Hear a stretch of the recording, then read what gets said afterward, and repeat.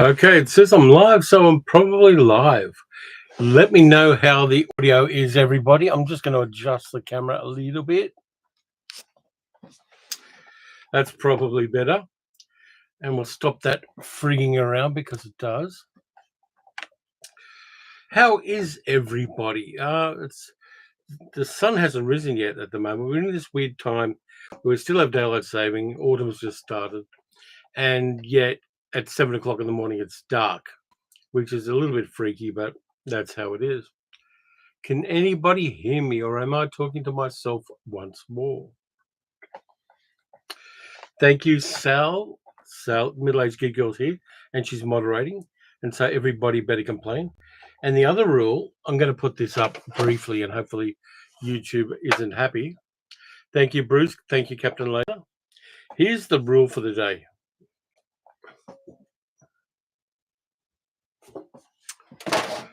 So there you go. Yeah. Noel, thank you very much, and I hope everything's going cool in Ireland. Luna's not around at the moment. I think she's hidden somewhere, but she may turn up. She may pop up here next to me, which is the way she goes. And had an interesting week. I was away for the week. I went away to basically be a carer for a friend in a coastal town called Lorne. And I've done a couple of videos about that already. One of which is, and here's the announcement, and Jill, middle-aged Google says Jill, our other cat, who is incredibly shy and incredibly reticent to be on camera, but she does exist and she is part of the family. Hi, Dick and Carol. Yeah, we're doing fine. So basically, I was away in Lorne for about 5 days, being a carer for a friend who just needed somebody to be with her. She's got respiratory problems, and we couldn't leave her alone during the week until her husband could come down on the weekend. So I was down in Lorne. Sal stayed for one night as well, but she had to come back because of various appointments.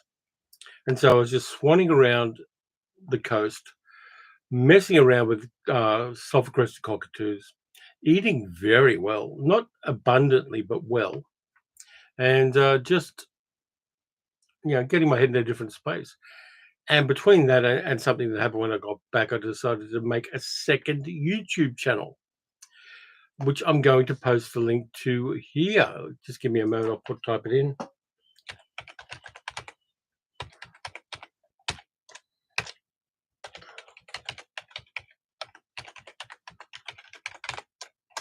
There we go, there's the link to the new YouTube channel. So if you want to subscribe to that, it's going to be the one for my travel vlogs, my driving vlogs, my wandering around, just talking shit vlogs. And I decided to start that because I wanted to differentiate. I wanted to keep Cherry Talks movies for movies and have a second channel where I could just basically be random.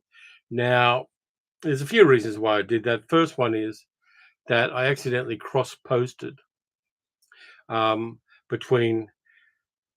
I cross-posted a link to one of the professional movie reviewer Facebook pages, and they got a bit shitty with me when I did that with my travel vlogs. So I thought it'd be easier if I had them on a different channel, and I could differentiate the movie professional stuff and the personal stuff that I'm doing on the travel channel. Yeah, Zoe, Scarecrow and Night Moves are two of favorite Hackman films. The guy could act anyone off the screen. Very sad news. Yeah, I'm going to get in about 10 minutes, I'm going to start the Gene Hackman.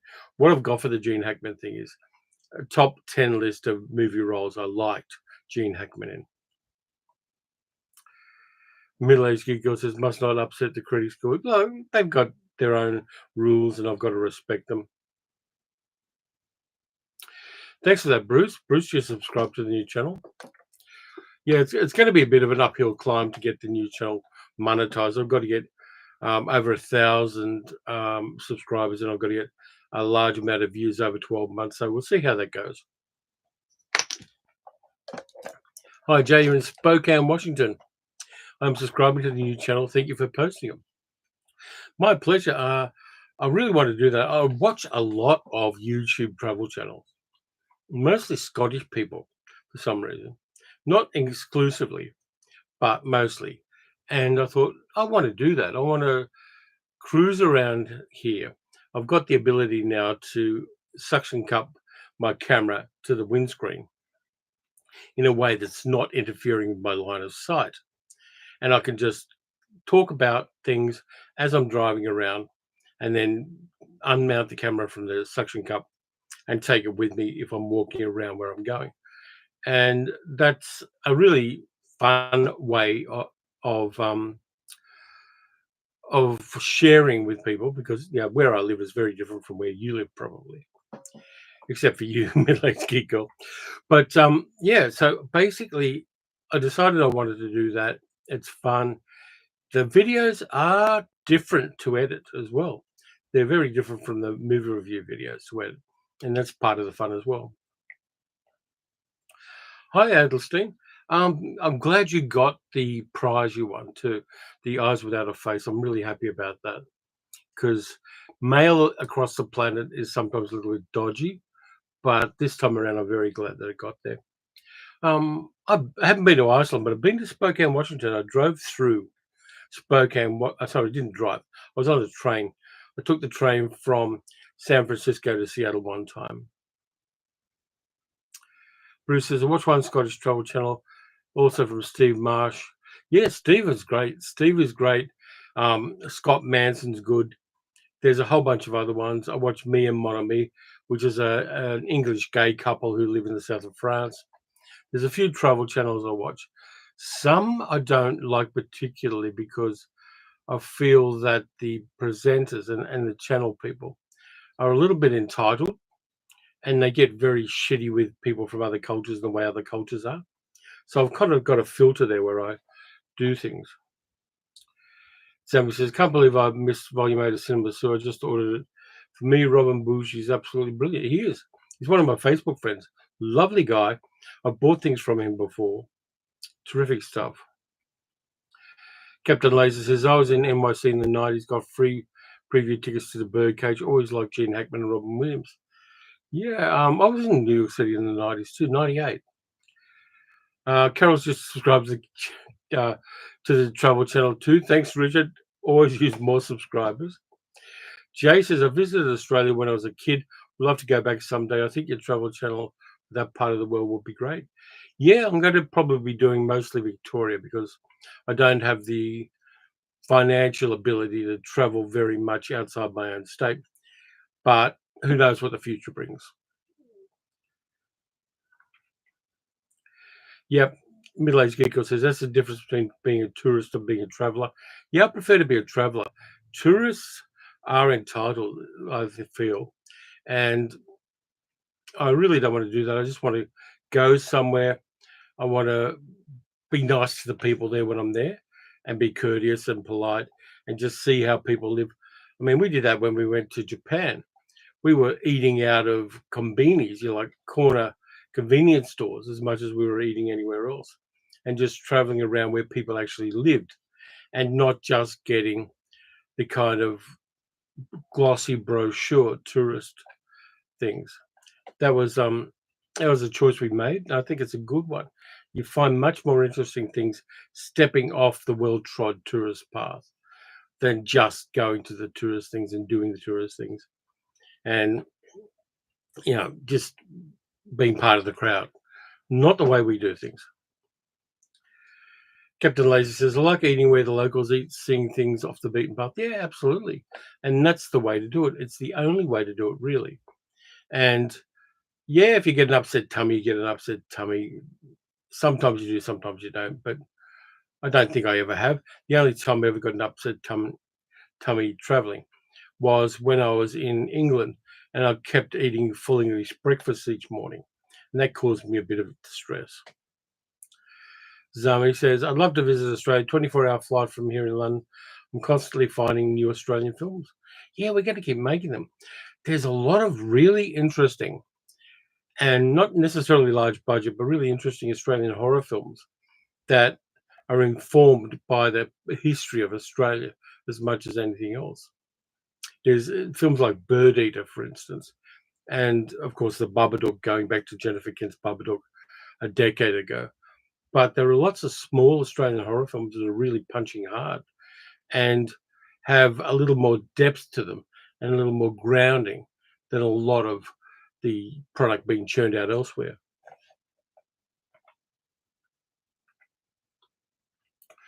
Carol says, best advice we were ever given was to eat a few streets back from the main tourist section. Better food and cheaper. Absolutely. Yes, don't just stay on the main roads. And we can even do that here. Um, the things that are interesting 1 or 2 streets back. I was in Apollo Bay this week, and the main tourist strip is on the main street. Great places. I mean, we went to a pie shop that did these fantastic scallop pies, and they were just wonderful. They should have a Michelin star. And then we went back to the back streets for other things. And there's lots of little tiny, interesting shops. There was a fantastic little op shop there run by a man and his wife as their business. It wasn't for charity or anything. And geez, it was good. They were really attentive. They were fun. They were supportive. When I bought movies there at the op shop, at the charity store, the guy would check each disc individually to make sure it was okay to sell. That kind of level of attention is something I really appreciate. Middle-aged geek girl says, anyone that comes to Australia, remember there's more to it than just the dish rack and coat hanger in Sydney. Middle-aged geek girl doesn't like Sydney, which is weird because I come from Sydney. But yeah, there is a lot more to Australia than just the tourist attractions. Bruce says, one good thing about places I've worked is I've worked with many people from different countries. Love to hear their stories and their perspectives of America. Yeah, you might not like their perspectives right now, Bruce, but we realize that that guy is not you. He's not the country.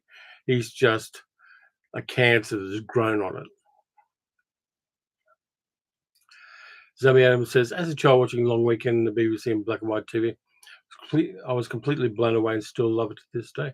Yeah, it's a very dark movie, but it's so well made. Williams in, just popping in for a minute, someone's already said it.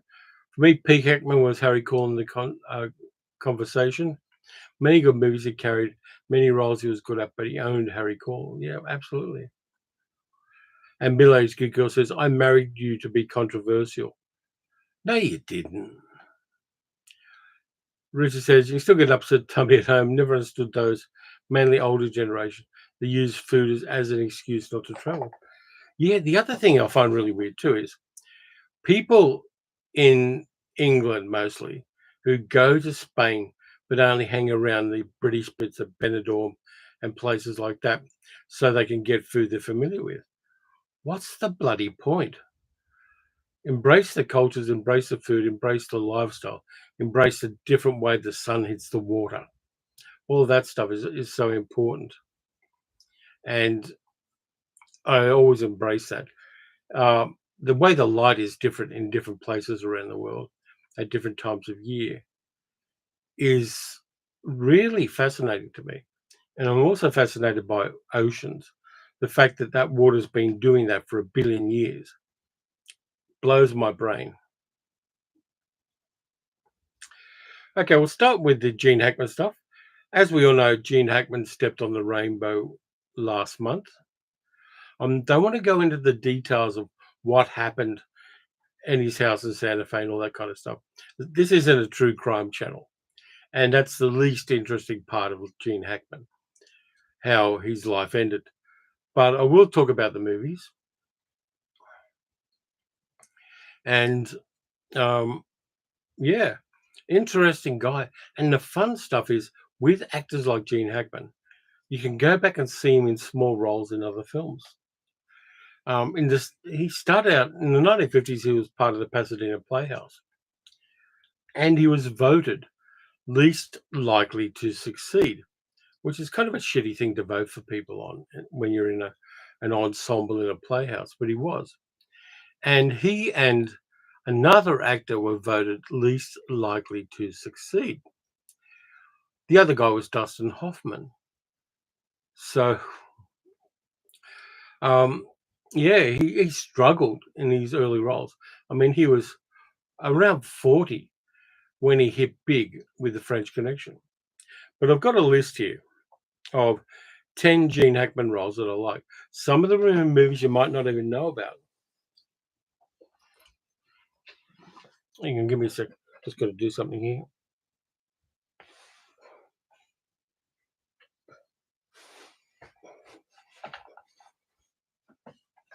I dropped something, and I just want to get it so that it's the lid off my bottle of water, and I don't want to spill the bottle of water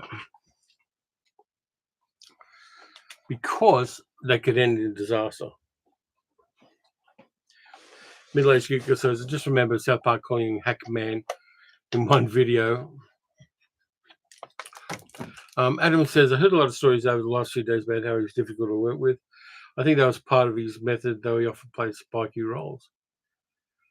Yeah, there might be a tribute to Hackman in the Oscars. He'll at least be in the in memoriam, though we'll see. They might have just done the people who died in 2024. But we'll see. The Oscars are kind of interesting this year. I might talk about them a bit later.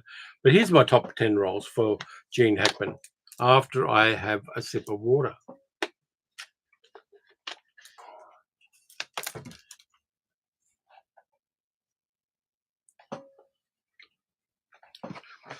Number one, my favorite golf movie. In fact, it's the only golf movie I like. Banning. There's a small role by Gene Hackman where he plays a guy called Tommy Delgado, who's a drunken golf pro at a very exclusive country club. And he talks to Banning, played by Robert Wagner. And the role is incredibly lived in. He's sitting in a sauna, he's drunk as a skunk and hungover, but he's kind of world wise about his situation. He knows he's a drunk, he knows he's done the wrong things in life, but he's very philosophical about it. And it's really interesting because Gene Hackman was the same age as Robert Wagner, but he's playing a character 15 years older than him. And it really works. Small role done perfectly, really on point.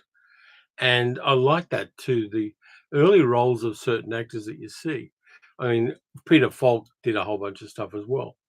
But those really grounded actors playing their craft before they got any love or recognition for it, really. That's the first one. Second one, I got to go with Popeye Doyle in French Connection 1 and 2. Breakthrough role for Hackman, the one that really made him a name. Again, he had that working class face. He wasn't a pretty boy actor. He was balding. He had a kind of beefy face, and perfect for the role, perfect for Popeye Doyle. And a lot of people have complained recently. There's some N words used in the French Connection, and they were beeped out or something like that in some of the releases of that film. I'd go with the original ones. I watched the movies a couple of years ago, and both 1 and 2 I think work well. A lot of people shit on the second French Connection movie, but there's some really great acting by Gene Hackman in that one and by the ensemble as well. But French Connection 1 and 2 have got such a street level grittiness about them. One in the south of France, but also in the streets of New York in the first one. And Hackman is perfect in that role. Like people have said, flinty and gritty, but I really like it. And rewatching those films was really enjoyable. I hadn't seen them in decades. And I rewatched the French Connection movies, and they had me from the very start. Then, of course, we got Harry Cole in The Conversation, Francis Ford Coppola's paranoid surveillance thriller, which ends perfectly. And, this is a kind of buttoned down role for Gene Hackman. He's playing a very repressed character, a professional, but one who doesn't seem to have much of a life and values his privacy, even though he intrudes on the privacy of others as a living. And when he realizes he's in over his neck in trouble, just having that frantic, trying to find out what's going on and trying to protect yourself thing that Harry Cole has in that movie is really interesting. Totally different from Popeye Doyle, totally different from Tommy Delgado, but still with that Gene Hackman intensity about him. Next one is Frank Scott in the Poseidon Adventure. I like the fact that as things go, when the ship turns upside down and people are trying to get to the hull of the ship, and he's trying to help people, and all the way he's pissed off with God for putting them in this situation. I like that. I like the fact that he's somebody who doesn't want to be a priest anymore, and yet he's got a flock of people he's got to shepherd through this ship, and he is incredibly pissed off with God in this movie. It's a much more complex role than you got normally in Irwin Allen disaster movies, and Hackman really nails it. And that is that's something extraordinary. Where the movie is basically a tentpole movie. It's a whole bunch of big stars, lots of adventure stuff. But Hackman actually gives us a human being role rather than a stereotype in that movie, and all credit to him for that. I bet Ed. Um, Next up, and this movie has been sitting on my coffee table for a couple of months, waiting for me to watch it. Harry Mosby in Night Moves, where he plays an ex-football playing private detective who gets involved with some very sleazy goings on. Directed by Arthur Penn, Night Moves is a neo-noir, and there's a great ensemble cast in it. It's got James Woods in an early role. It's it's got a whole bunch of different character actors. Susan Clark's in there playing his ex-wife. And this guy's just so cynical and bitter about the fact that his life hasn't gone the way he wanted it to. And he's a private eye and he's investigating some very sleazy going ons with an underage girl played by Melanie Griffith. Um, Fantastic movie. And yeah, I'm going to have to rewatch it very soon. I think it's been there even before Gene Hackman died. It's been on that coffee table just waiting for me. And I'm going to dip into it again. I think it may have been Melanie Griffith's first role, Ralph. But she's good in that ingenue role. I think there's a lot of movies where she's not particularly good. Hi, Dean. I'll go back through the um, through the chat a bit later. Next one, number 6. Maximilian in Scarecrow, the movie he did with Al Pacino, where he and Al Pacino basically bums hitchhiking through 1970s America. That's an interesting role because Max starts out as cynical and bitter and tightly wound and angry. And like the other character played by Al Pacino, he goes through an arc and goes through a change. And the bromance between the two characters has its ups and downs. They both get arrested and spend some time in jail together. And some things happen there. But the arc of Max in Scarecrow is a really interesting one. And with a big, broad mustache and kind of shaggy hair, Hackman does a really nice character creation with that character. Really an underrated film. Haven't seen it in a while, but I remember just loving the character arc for both of the characters in that film. Next up, Zandy's Bride, where he plays Zandy Allen, an old rancher who gets almost a mail order bride played by Lee Vorman. And he just wants her to be there to help him with the farm and to have kids. He doesn't want an emotional connection. He's got a chick on the side played by Susan Terrell. But as time goes on, the romance between Zandy and his wife, played by Lee Vorman, grows. It's not a particularly typical Gene Hackman role, but he goes from flinty rancher to somebody who can express his more tender emotions.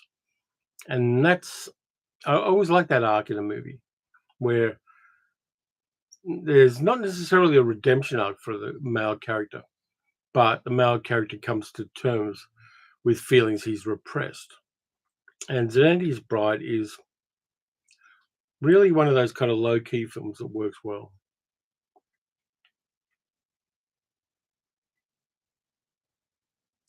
Dean says Gene Hackman always chewed up the scenery, whatever he was in, even a minor role like Young Frankenstein or A Bridge Too Far. Doesn't get a lot to do with A Bridge Too Far. He plays a Czech military leader who gets kind of put at the backbench while the UK and US forces screw things up. Next one I like. Next one's fun. Next one's, hang on, my horns are going west here, which they do. That's a bit better. Senator Kevin Keighley in The Birdcage, which is the American remake of La Cage aux Folles, the French comedy, where a gay couple, one of whom is a drag performer, has to try to be butch because the potential in-laws of their son come to visit, and they're very conservative. And Kevin Keighley is the character Gene Hackman plays, who's a conservative Republican senator who's very anti-gay and very anti-drag. And Robin Williams' character has to pretend to be straight. And it ends up where, in order to get out of a gay club, Gene Hackman's character has to go into drag. Gene Hackman doesn't look great in drag. It's hilariously funny. And his embarrassment is palpable. Most of the movie he's playing a Republican asshole, basically. But then, due to circumstances, he's got to kind of accept alternate lifestyles because those people with the alternate lifestyles save his career. And I love that. That it's a little bit different. It's Gene Hackman going way out of his comfort zone as an actor to do the drag thing. He looks a lot better than Lee J. Cobb did in the Flint movie where he went into drag. But still, I like that. I like the fact that Gene Hackman was fully capable of being the butt of the joke in a movie. And that's something not every actor is going to do. And not every actor will. They don't want to take the risk of being the butt of the joke in a movie. But Gene Hackman did that. And he did it very successfully.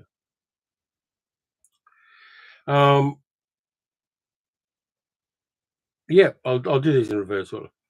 Roy Tucker in The Domino Principle. If you haven't seen Stanley Kramer's The Domino Principle, you should.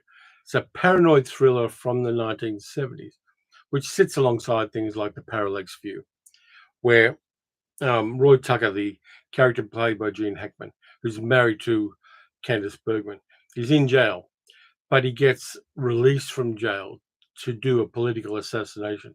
And if he does it, he'll be given a new identity, and he and his wife can live the rest of their lives happily ever after. He escapes from jail with another character played by Mickey Rooney, and they get involved in this large-scale group of people who are a shadow government of America and who are very dangerous people. And this one's kind of an underrated hidden gem in the career of Gene Hackman. And the other thing that's been said about that movie too, Candice Bergen talked about her role and how helpful and supportive Gene Hackman was in her finding her character and, kind of assisting another actor to, using his vast experience and long experience as an actor to help another actor. I love it when actors are generous like that. I like it because passing on knowledge and passing on information brings out the best in us.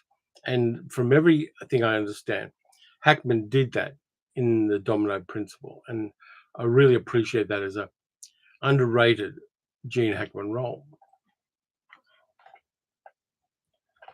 The last one I got for you, which is from around 2000, I think, which I think is incredibly. Hi, Jose. How you doing? Still fighting COVID. I think the first film which I saw Hackman was as a doctor in Hawaii, that measles outbreak. Yeah, I haven't seen Hawaii in a long time, but I know that it's got some really interesting side bits, leaving aside the kind of main thrust of it. Anyway, I'll get the last one out of the way. Number 10, Joe Moore in Heist. Heist is this small movie that David Mamet did about a heist and about con men.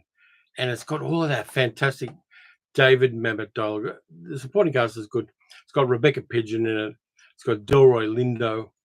It's got double crosses. It's got people messing each other over. Ricky Jay's in it as well.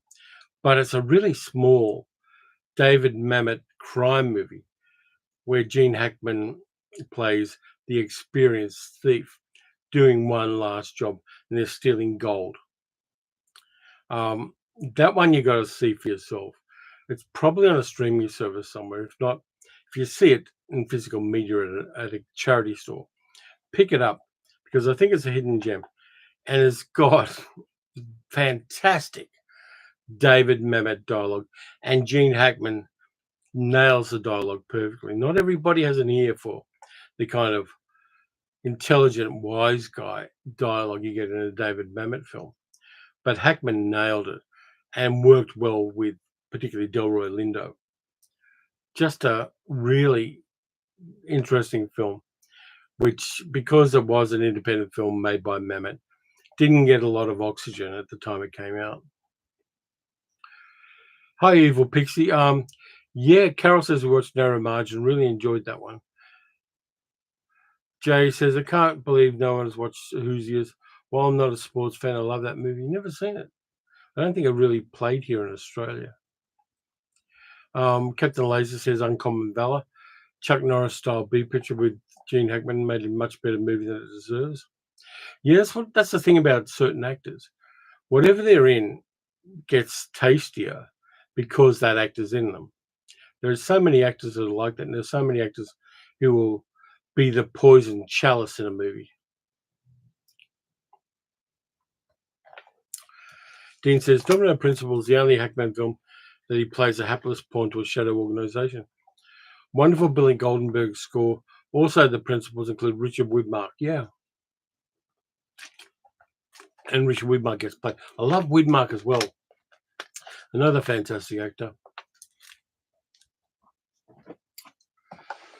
Yeah, I'll probably see Hoosiers at some stage, but I always move films down my list if they're sports movies. They're just not my bag in most cases. But yeah, Hackman did so many good things.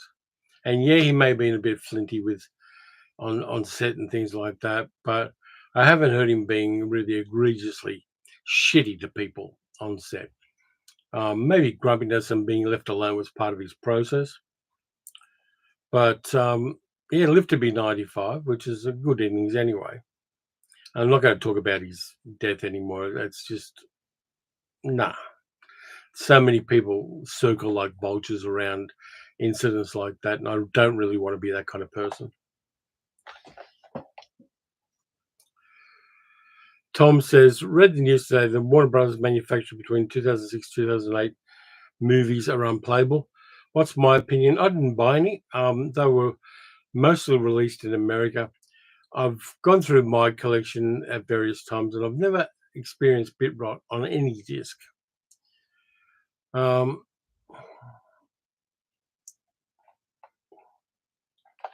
Yeah. Dean says, Hackman was his own man and removed himself from movies while still at the top. Yeah, I think that may have been a choice. Sometimes people drop out of the industry because they can't remember dialogue. I don't know whether that was the case with Hackman or whether he'd been doing it for half a century and just needed to move on to something else. I know he co-wrote a bunch of novels, for instance, once he retired, and they played well too. You know, they were reviewed well, mostly historic novels. But yeah, those, as far as those is concerned, they might have been just the ones that were released in America because we pressed ours differently because we have PAL discs rather than NTSC. So those manufacturing issues haven't really hit us here, I don't think, Tom. Ralph says, my wife and I had a regular movie night we discovered and loved noir. We watched night moves one week, but I also like the package, kind of a thriller noir. Yeah. Dean says, who would you consider as today's equivalent of Gene Hackman? Probably J.D. Simmons. I like him. Who else? Stanley Tucci, I like. I think Stanley Tucci does some interesting, varied roles. But yeah, it's hard to make an equivalent. There are actors who have the same level of professionalism and the same level of versatility. Middle-aged geek girl says Harrison Ford. Harrison Ford, nah. I haven't seen any role from Harrison Ford that equals the best roles Gene Hackman did in any way.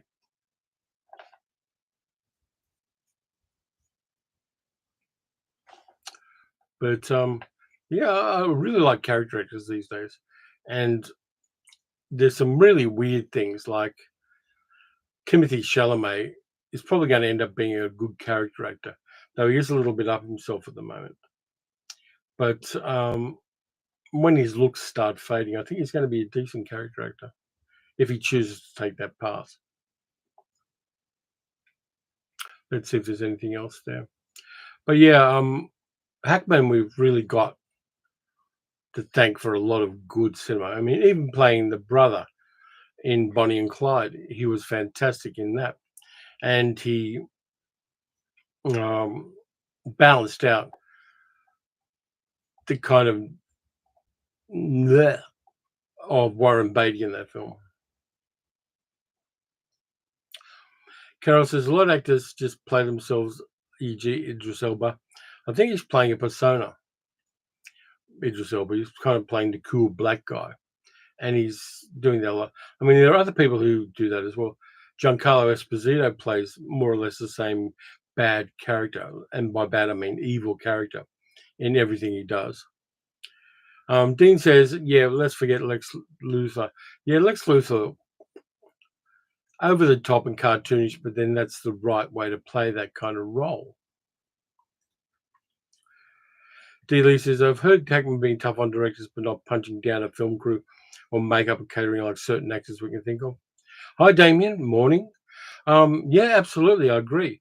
I think Hackman's idea was always to make things the best that they could be, and sometimes that does require you to challenge directors and to, in a way, piss them off until it brings out the best in them.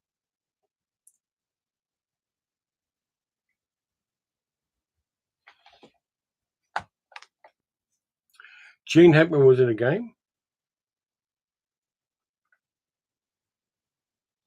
No, it's Giancarlo Esposito. Yeah, yeah, he was the villain in the last Far Cry game. Yeah, he plays the same character. Great, he's making a buck, and people like him doing it. He even did it in the latest Captain America movie, where his villain was not too far away from a lot of things I've seen him in over the last decade. And yeah, you get stereotyped and you just play to your strengths. But I think if you're going to learn your craft, you want to expand it outwards and you want to kind of try new things, even though the things you're doing are lucrative. And, you get a lot of that. I think that people who cash checks as actors, I have less fondness for than I do actors who are willing to leap out of their comfort zones.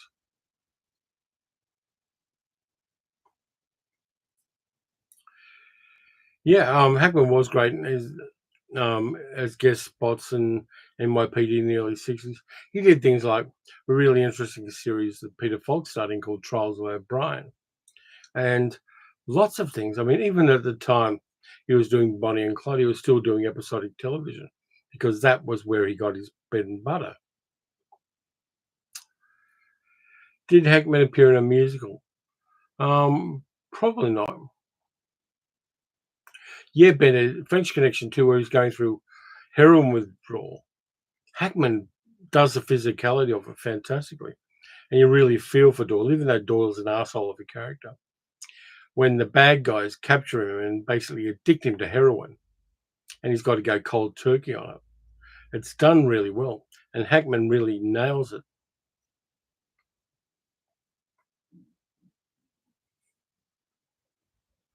Pigment Malcolm, give us more than just a name, will you? Tell us what movie the guy's in. Buck Barrow, yeah, it would have been Bonnie and Clyde. Sorry. Carol says, well, an actress we call One Took Girl. No matter what she was doing, she had this One Look Girl. No matter what she was doing, she had the same look on her face. She was in loads of films, used to drive us mad.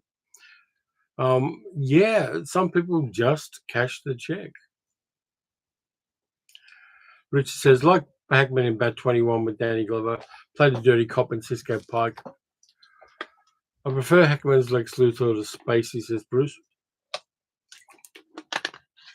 Yeah, I think Spacey's was a little too fey. Yeah, I met Spacey back in '98 when he was before he hit. Creepy vibe, enormous head. He's got a head like a carnival float. Spacey. Yeah, Blind Man and Young Frankenstein playing against type too. I mean, that's around the time of things like The French Connection too, and Scarecrow and those other movies. And then suddenly he comes and does a little piece in a Mel Brooks movie, and you got to love him for that. Just being willing to do that kind of film. And there are other actors who did it as well in Mel Brooks movies. I just love the fact that he was willing to stretch his instrument. Toward the end of his career, he tended to play the same kinds of characters. But there's a broad range of characters that Gene Hackman played, even though he does have a very distinctive working class look about him. Yep, you have to rewatch Young Frankenstein, Middle-Aged Geek Girl. We do have it on Blu-ray, and it is accessible. Did I like Hackman in Unforgiven? Yeah, it's a good, solid role. But I don't like Clint Eastwood particularly. I think Hackman was great in that film, and Eastwood was good, but Eastwood always played taciturn. Eastwood's one of those actors, apart from Paint Your Wagon, who didn't much go outside of his comfort zone and didn't really play as versatile as he possibly could have. He kind of went for the money and went for the persona rather than doing different kinds of characters. Dean says, what do I expect at tonight's Oscars? I think Anora's going to win big. I watched Anora yesterday. I've almost finished it. But Mikey Madison is fantastic in Anora. The direction is terrific. The script is fantastic. I want The Substance to get hit big as well. Coralie Faja's movies. Demi Moore may get Best Actress. I hope she does, because she went to the limit in that film, not just physically, but really broke down that persona of beauty in Hollywood with, of course, Margaret Qualley and Coralie Faja.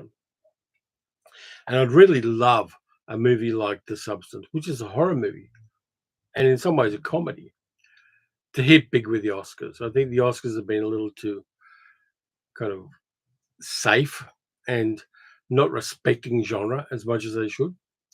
But we'll see what happens. I don't know whether I'm going to watch it live or whether I'll watch it on replay. But there's a lot to the Oscars that I think is basically a trade show. And I think I'd like a lot of the people to go hard on Trump at the Oscars. I always like a bit of political content with my award shows. And I think people calling out bullshit and calling out a coup on America in an American award show is something I want to see. Damien says, I hope Flow wins Best Animation. Yep.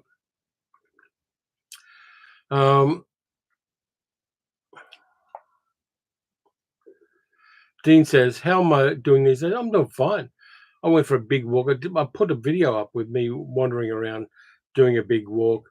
I've got certain medications for my atrial fibrillation. I know what I can and can't do. I can't eat salty things. I can't eat too much food at once. But I'm doing fine. Just living my life, getting stuff done. When you have a health thing, the thing that pisses me off most about it is I become higher maintenance. and I've got to maintain. I've got to be aware of more things, and that's the bit that pisses me off more than anything. My life's become more high maintenance. I've got to take more medication. I've got to watch pulse rates. I'll give you my pulse rate. That's what I do. 66 beats a minute. Doesn't get better than that. Live streams are good for me. Damien says, I lost interest in the Oscars for a while. Bruce says, honestly, I'm watching the Oscars for Conan O'Brien. Yep, absolutely. Yeah, I trimmed my beard. It was getting so scraggly. I started looking like the kind of people who have outrageously conservative opinions. So I trimmed the beard. D. Lee says, I want Black Box Stories to win Best Documentary. I briefly met the director subject, Shori Ito, at a festival last year, and she deserves it. I haven't seen it, but I will write that down because I do have my pen and paper. Here's the thing I did when I was away at the hotel in Lorne. I pinched a whole bunch of these pens, and they're very good.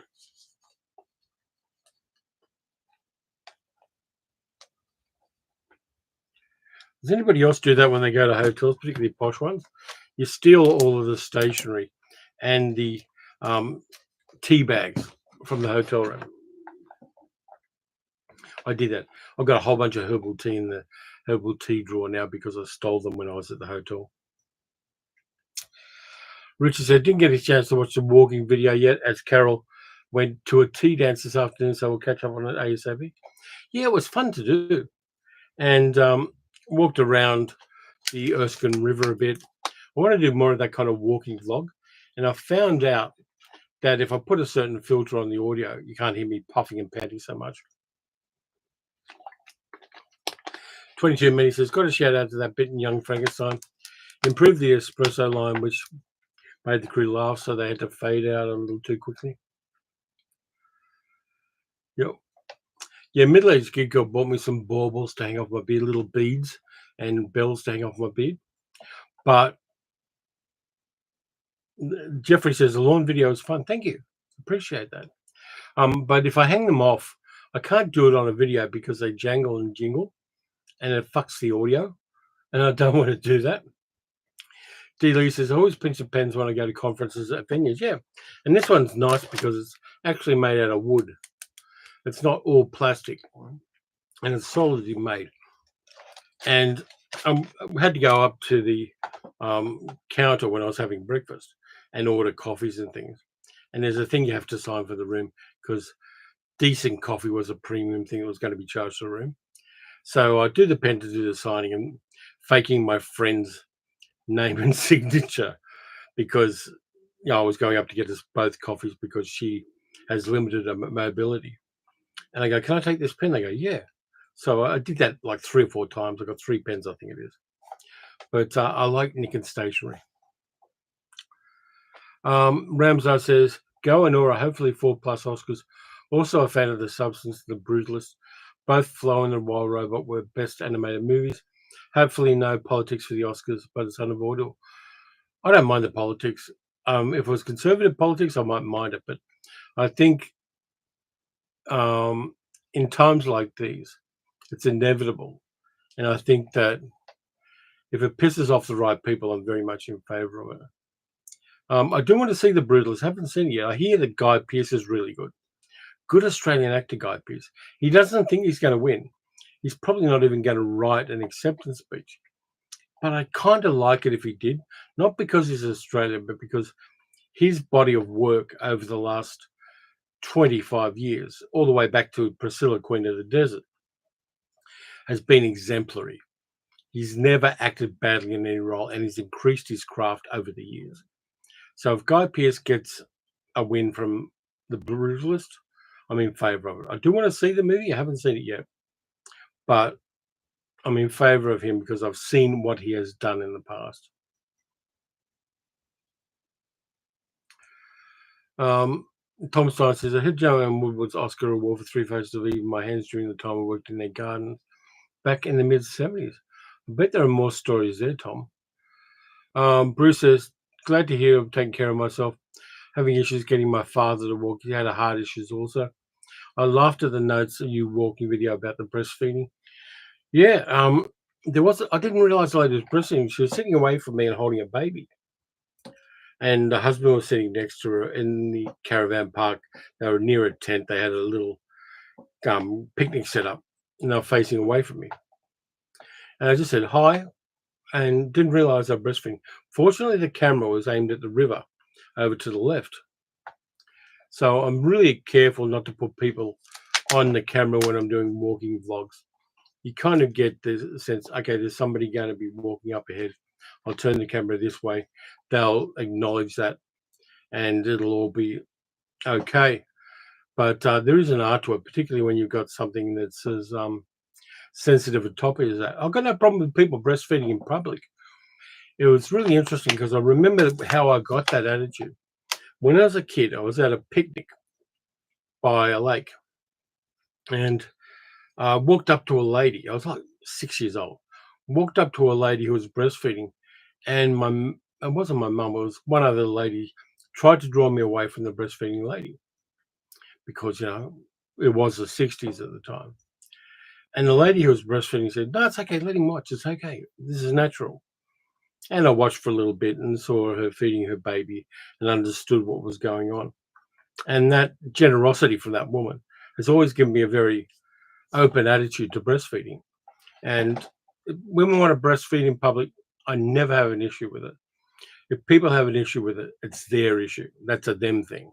It's not the woman feeding her child.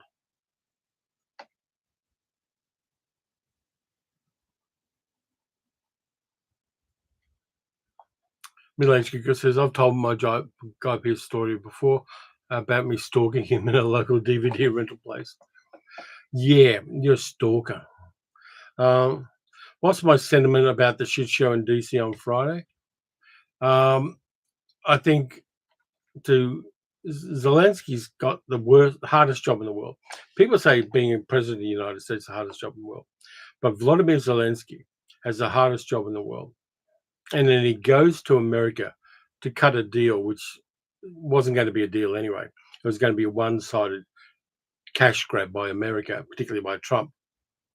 And then to have people attempt to humiliate him and make him kiss their ring was horrible.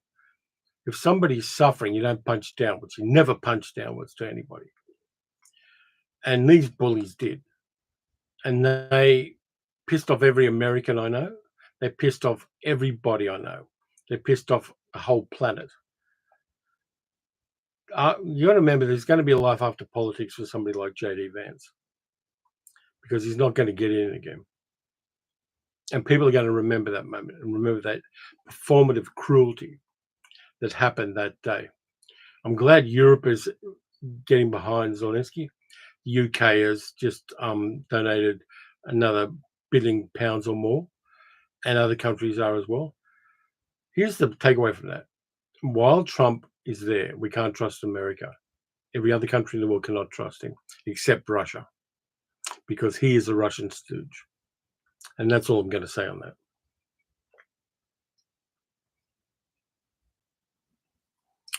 And he says, oh, well, like cartoon versions of mobsters. No, cartoon versions of mobsters are funny. Jay says, I am an American. It pissed me off and made me ashamed. Absolutely. I can understand why it would. I was ashamed when we had Scott Morrison as Prime Minister. Punching downwards is a bully act. It's just monstrous. Yeah, I would stand up for Ukraine, Jay, every time, because Russia invaded them. And the Russian stooge in the White House is trying to get Russia the right to bulldoze that country. D. Lee says, the Saturday Night Live sketch of the meeting was quite pointed. Good. I'm glad. Middle-aged Google says, I'm adding items to my Etsy store while moderating.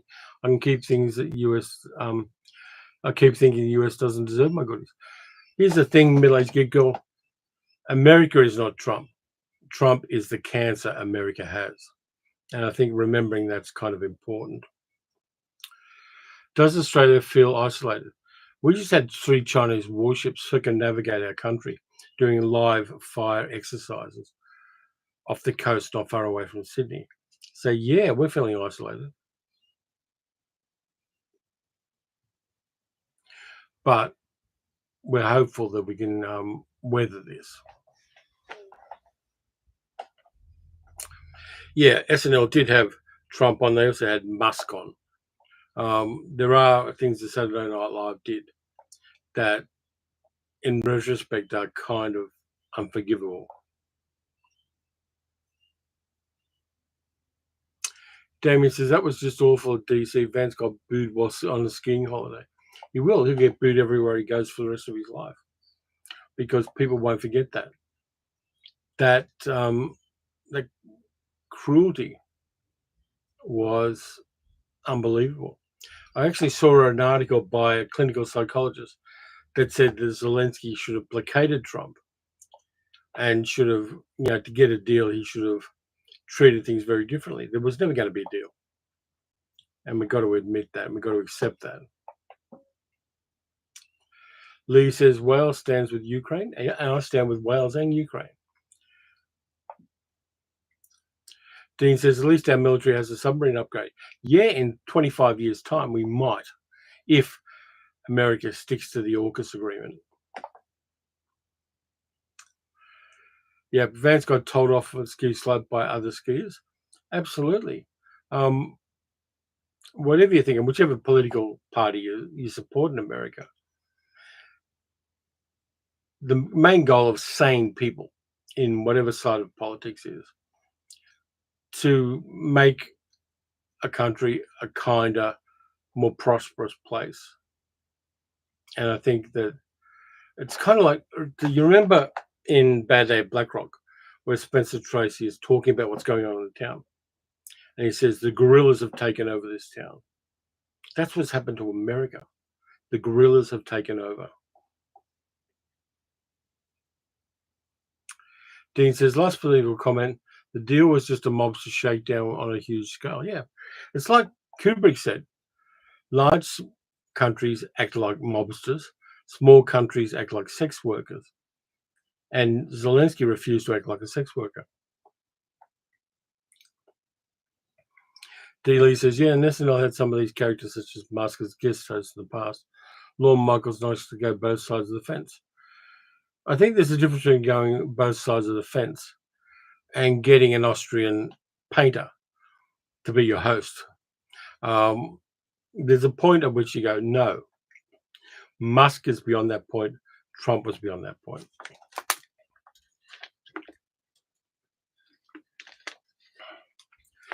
Bruce says, I'm a lifelong Republican.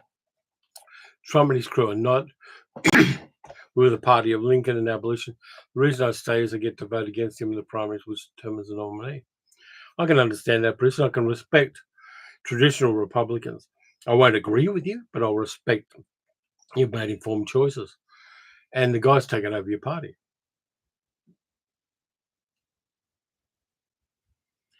The Brutalist is great acting by Adrian Brody and Guy Pearce as Ramsar. Guy Pearce was even better in LA Confidential and Memento. Yeah. He is never bad in anything. Even in that lockdown thing, which was kind of like Snake Plissken in space that he did. Lockdown, lockout, something like that. He was, doing the job and having fun in that.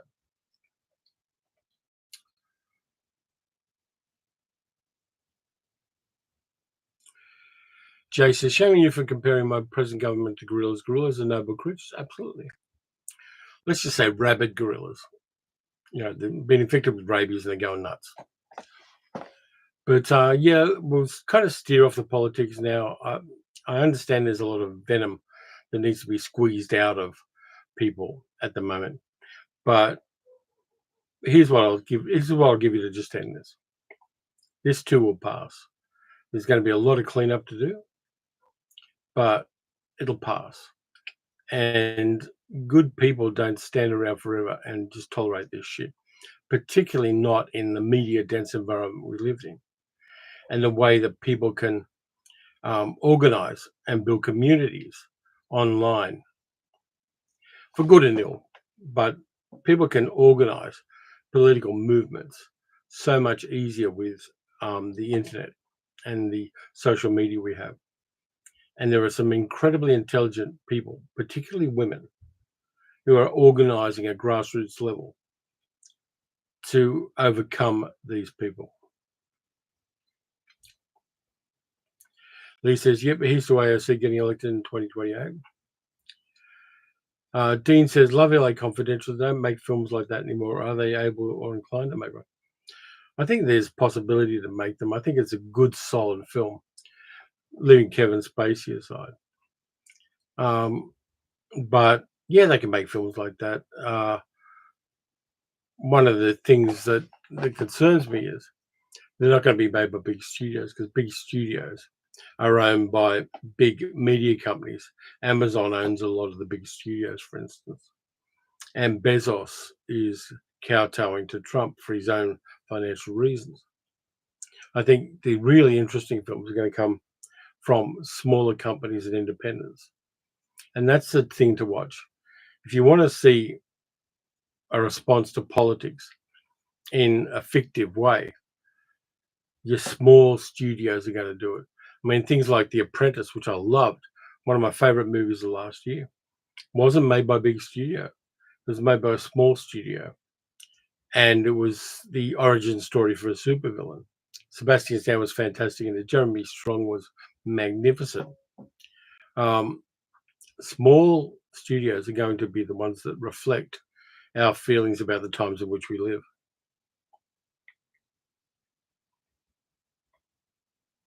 Hi, Janet. I never sang for My Father's my favorite. Thanks. Yeah, Hackman was really good there with, was it Melvin Douglas?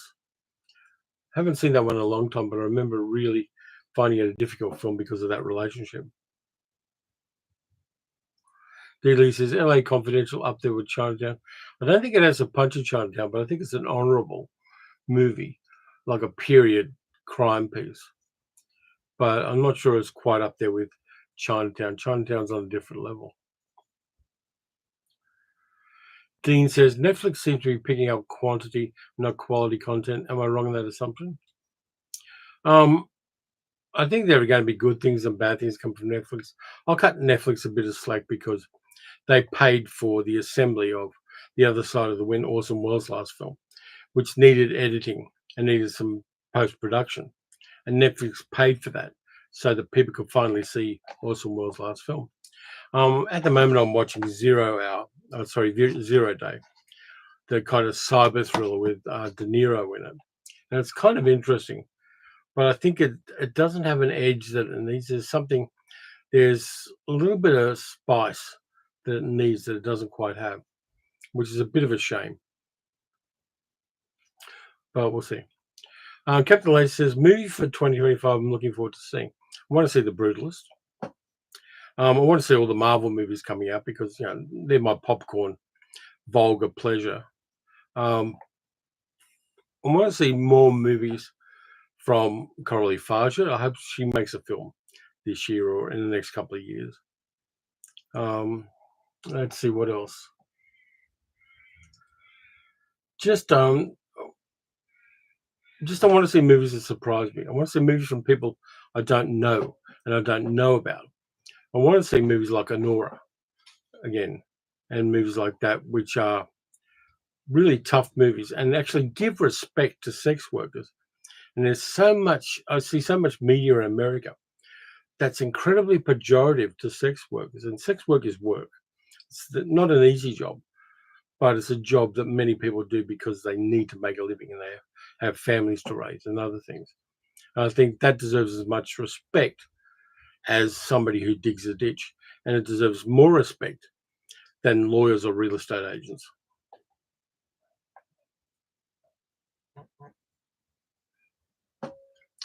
Bruce says, I think the other option in the big studios is foreign films. Really enjoyed Number 24 from Norway. Absolutely. There are other things to watch and there are other worlds to explore. And foreign language films, absolutely. I'm big in favor of them. They tell different stories in different ways. And they teach us about their culture as well, which is always a good thing. Zami Adams says, Sex Hunter from 1980. Japan is an autogen.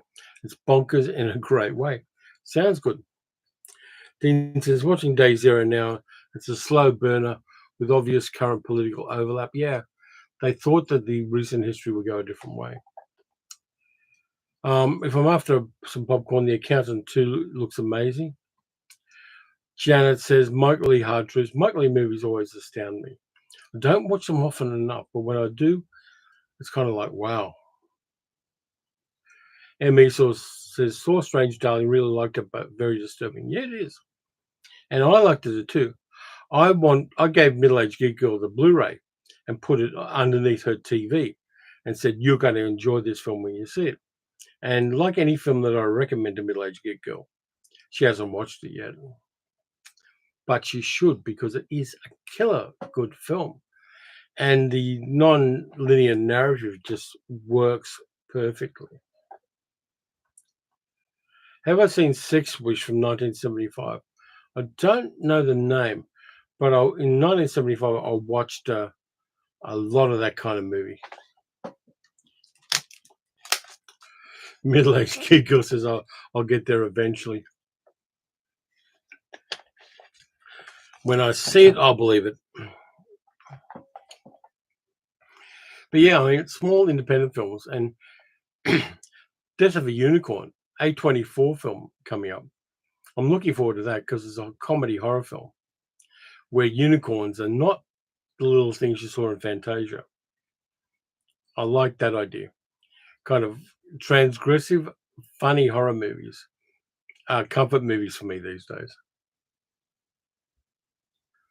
Forced Entry 1972. You've seen that one? Don't know. D. says, when I do my film festival binging, I tend to go to screenings of foreign language films in preference of US or British ones. Absolutely, yeah. The US or British ones you'll probably be able to see on streaming. But foreign language films are just great. And just so different. I mean, gritty French dramas are terrific. Ben Ed said, watched Nickel Boys last night on Prime. Quite remarkable. I'm hearing really good things about Nickel Boys. Don't know too much about it, but a lot of people are saying I watched Nickel Boys and I enjoyed it. So I probably should add that to my list. I'll get out my stolen pen again.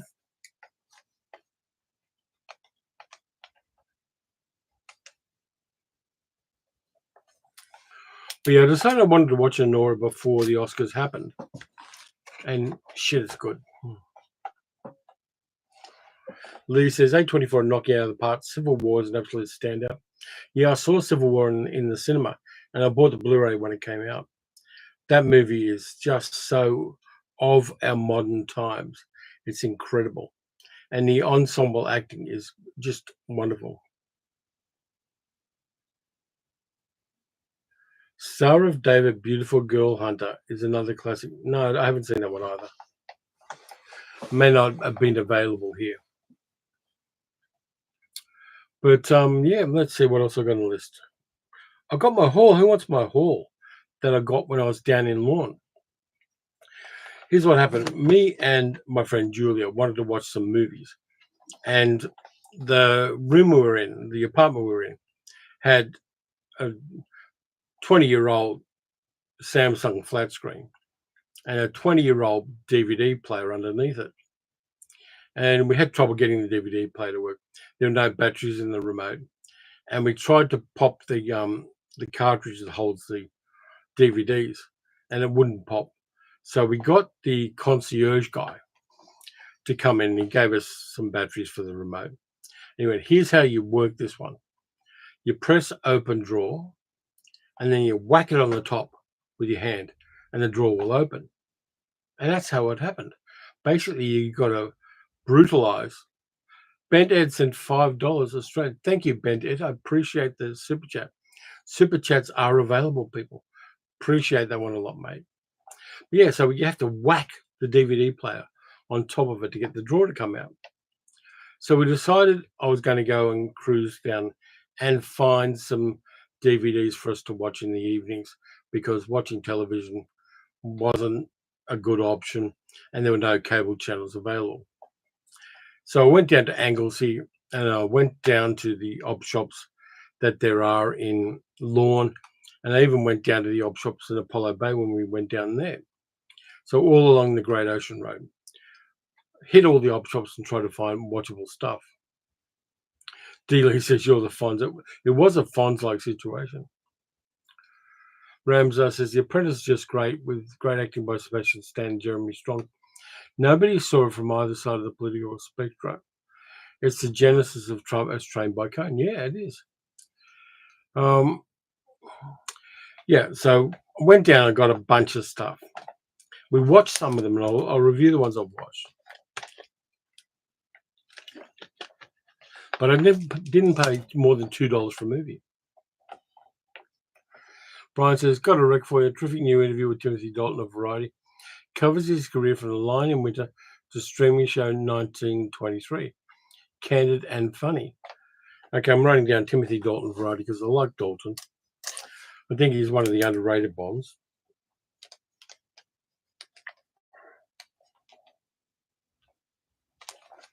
Cool. Yeah, so here's the haul. These are in no particular order. I got an anime that I liked from about 20 years ago. Vampire Hunter D Bloodlust, which is a very dark anime about vampires and a vampire hunter. Now, the cover I'm going to have to replace because it's like that. But inside the disc itself is really good. But it's an anime I recommend.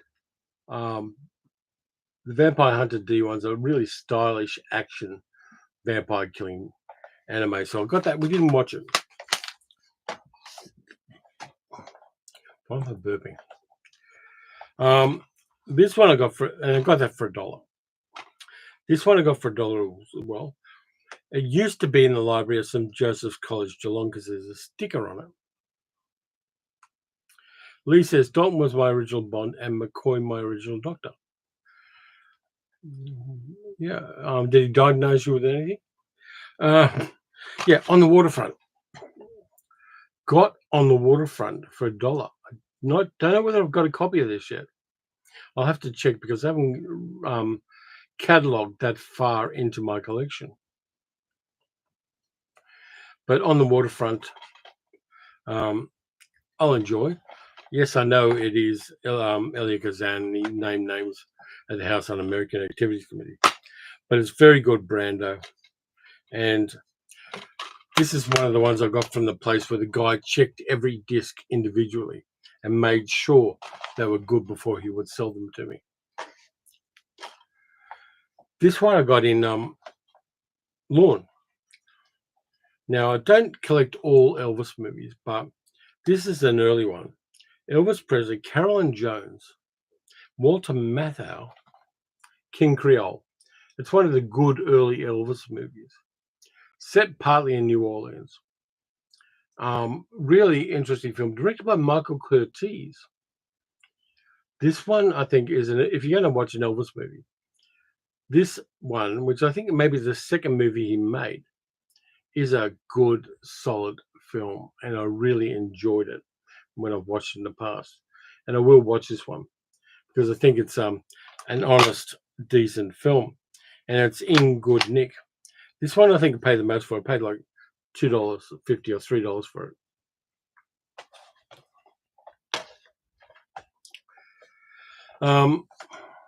Ramsar, US $4.99. Thank you very much. I appreciate that, mate. And thank you. This one we couldn't play because it's not in Region 4 and the DVD player was region locked, because of course it was. And I'm kind of looking forward to this. It's a 1950s English comedy, The Captain's Paradise, with Alec Guinness, Yvonne De Carlo, and Celia Johnson, about a bigamist sea captain, with Alec Guinness. Here's Alec Guinness dancing with Yvonne De Carlo on the back. And Alec Guinness is one of those actors that I'm pissed off when people only think of him from the Star Wars movie. That just pisses me off enormously. Carol says, Peter Davison was my Doctor and Roger Moore by Bond. Mum hated Sean Connery, so never got to see his Bond films until later. Roger Moore was so bad. It's so tragically bad as James Bond. He was good in other things, He was good in North Sea Hijack, best role he did. But as James Bond, he was the Timu James Bond.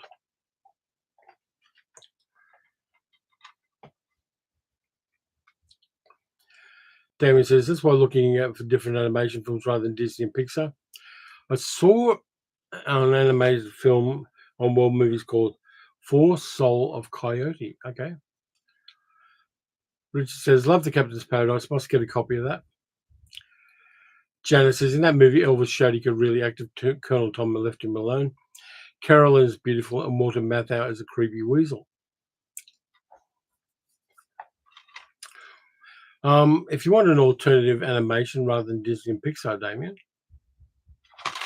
Alvin and the Chipmunks meet Frankenstein. Alvin and Chipmunks meet the Wolfman. Animated Alvin and the Chipmunks. I got it because it was such an absurd thing to get. There's the back of it. I think I want to review this just for the shit of reviewing it.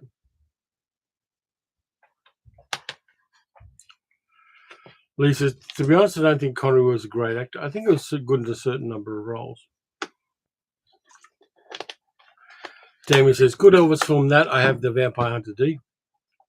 And D. Lee says, agreed. Alec Guinness was so much more than the exposition monk in Star Wars.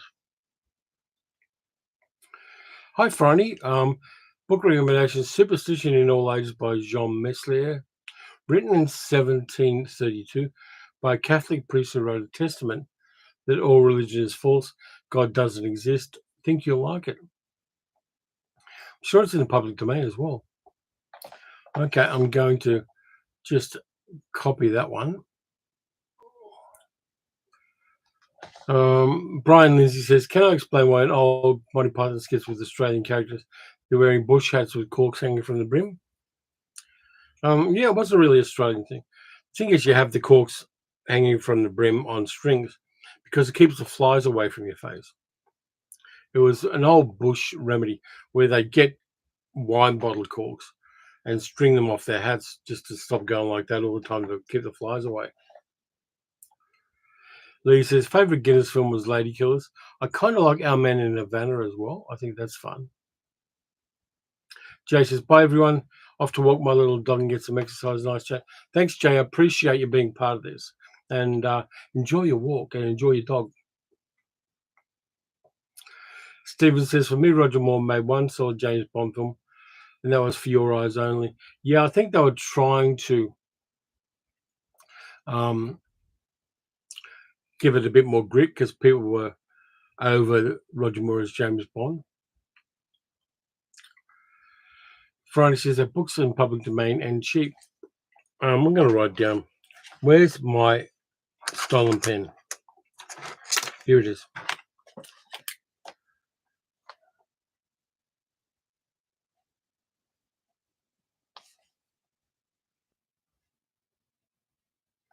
Okay, I've got that written down, Friday. Thank you.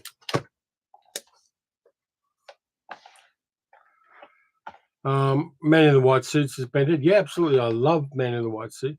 Good science fiction too. Friday says, picked up some good stuff this month. Blue Rise, Only Lovers Left Alive, SOB. I love SOB. It's one of my favorite Hollywood movies. It's just such fun. And Robert Preston is fantastic in that. And so is Holden. DVD Straw Dogs, 4 Lines, Rachel and Stranger, Stage Fright, Peau d'Année. Oh, Donkey Skin. Love that.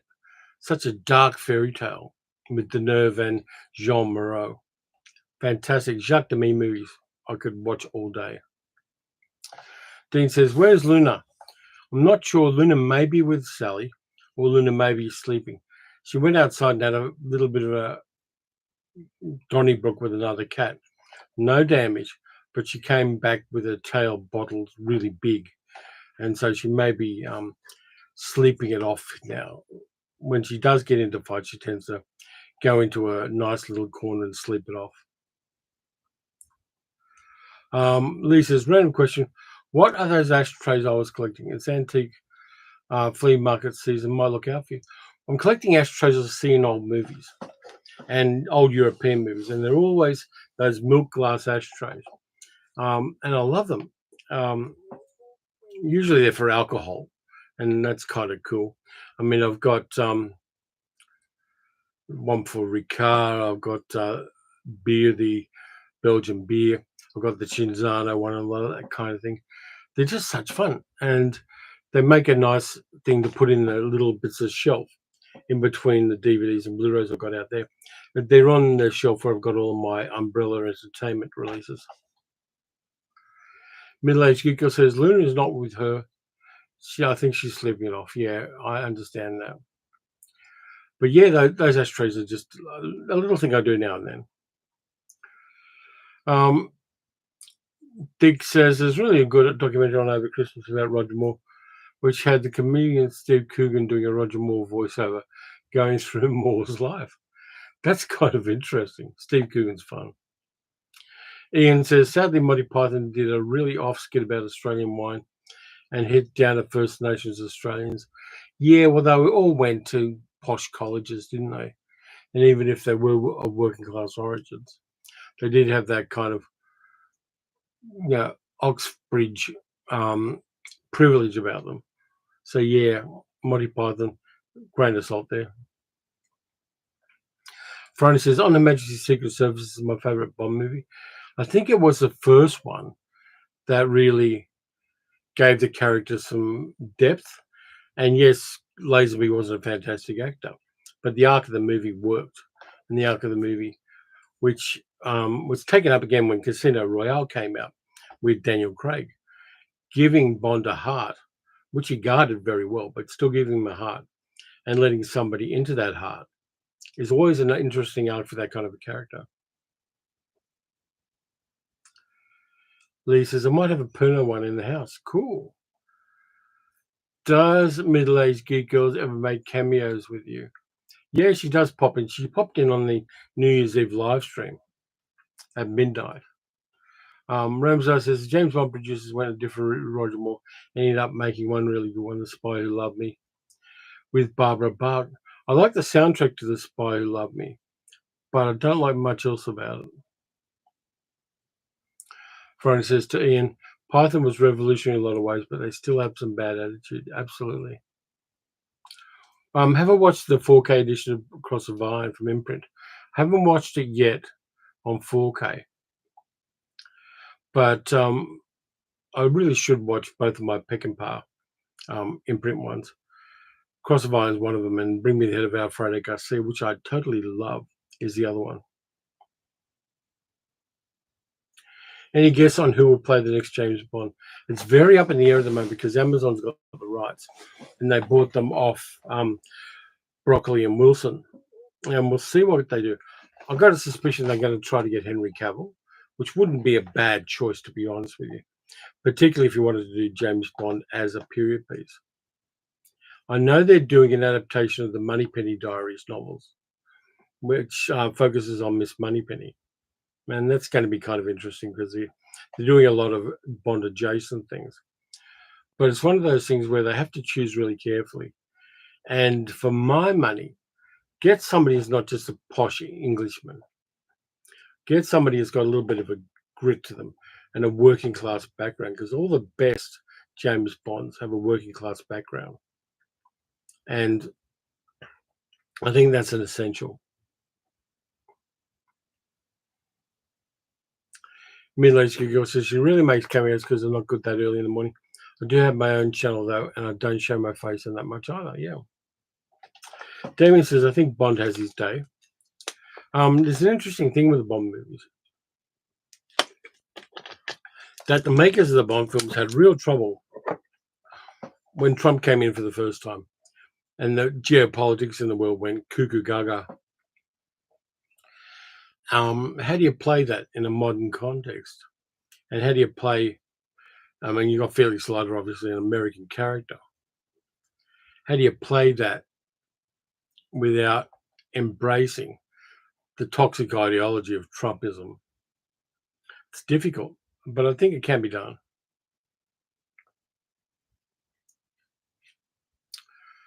Steven says, I have two recommendations Full Moon in Blue Water from 1998, starring Hackman, Terry Garr, and Burgess Meredith. The other is Crash and Burn from 1990. I've seen them both, but I haven't seen them recently. Brian says, when I read classic Ian Fleming novels, I pictured Dalton in my head. He nailed the character. Yeah, his Bond is crazily underrated.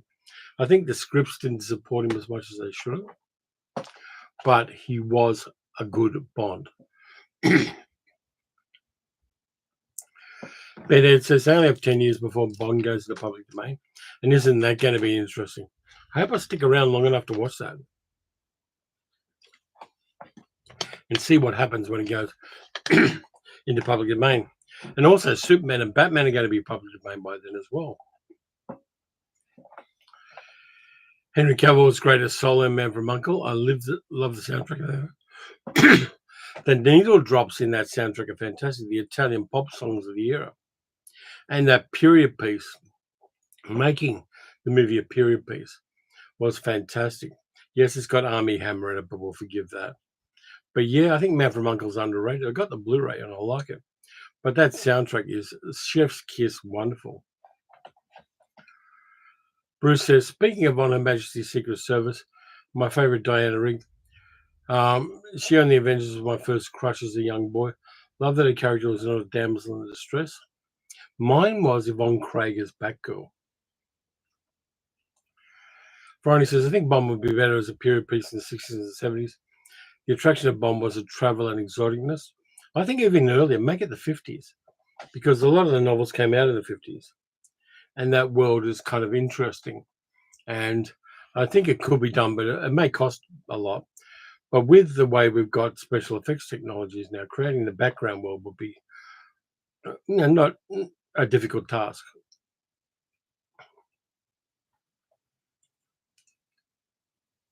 But Franny says the world is a much smaller place now, and we want the element of visiting something unfamiliar. It should be past, yeah.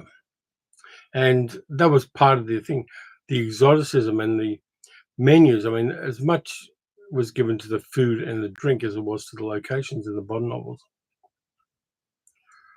Ramsay said, what's September 5th about ABC Sports becoming the first live streamer during the Munich Olympics and the massacre of the Israeli athletes? Followed it with Israeli revenge in Spielberg's Munich. Fair enough, too. I'm a bit wary of things coming out at the moment that are pro-Israel. I think anything that comes out in 2024-25 about Israel in a positive sense is going to be a propaganda piece propped up by the Israeli government. And so I'm very wary about that and wary of watching it and wary of kind of promoting it. I think there's a large propaganda machine, particularly here in Australia, that is pro-Israeli government and have attacked people who've criticised the massacre in Gaza. So I'm very, very cautious about that. Speaking of Ray Fiennes, have I watched The Menu? Yeah, The Menu is great. Ray Fiennes is also really good in Conclave, which I've seen and which is up for some Oscars. That's a really interesting film. And the ending of it makes it even more interesting. Brian says, Roger Moore was excellent as Simon Temple as the Saint. The character fit him, James Bond, not so much. Yeah. Friday says, when I said 60s and 70s, I was referring to the dates of the movies. It really should be the 50s. I agree. Hey, Cinema Dave's turned up. How you doing, Dave? How's Jesse going? People should check out Cinema Dave's channel. Dave has a very eclectic way of approaching a movie YouTube channel. It's very personalized. And also you get really interesting weather forecasts at the start of the video. So everyone give Dave a bit of love there. Yeah, Friday, absolutely. 1950s, particularly around Europe. And I'd love to see another James Bond film set in Japan, but in the early Showa era in the 50s. If you look at movies like House of Bamboo, it would have been a great setting for a James Bond film. Ramsar says, Sean Connery is irreplaceable, especially for 4 movies. From Russia with Love, You Only Live Twice. Okay, Dean, thanks for being part of the live stream. I'm not sure what time it is where you are, but get some sleep. That's okay, Dave. We're all in this together. Nobody competes in this world. We all support each other and our channels, because anybody that puts themselves out there to start a YouTube channel of any kind, unless you're a right-wing nut job, which you aren't, we're in this together. 1:30 p.m. nap time. Okay, Dean, get some sleep. Knit that raveled sleeve of care. So, if I've got anything else I haven't talked about, I haven't finished my haul. I've got involved in James Bond and haven't finished my haul. I picked this up even though I've got a copy of it, and I'm going to put it back into an op shop, because I thought we might watch it when we were down in Lawn. We never turned out to watch it. This is a Taiwanese edition of Ronin with De Niro and Jean Reno and Sean Bean's in there as well. Great action film from around 2000. I've got this on Blu-ray, so I don't need it at home. But fantastic action film. Remy Julien's team did the car chase in this, or all of the car chases in this. Really good. Damien says, I hear the birds singing outside. Damien is 3 hours behind us, so it's 5:30 a.m. where Damien is, and he's on this bloody live stream on a Monday morning. So all credit to you, mate. Is it getting? Yeah, the sun's starting to come out here, which is good.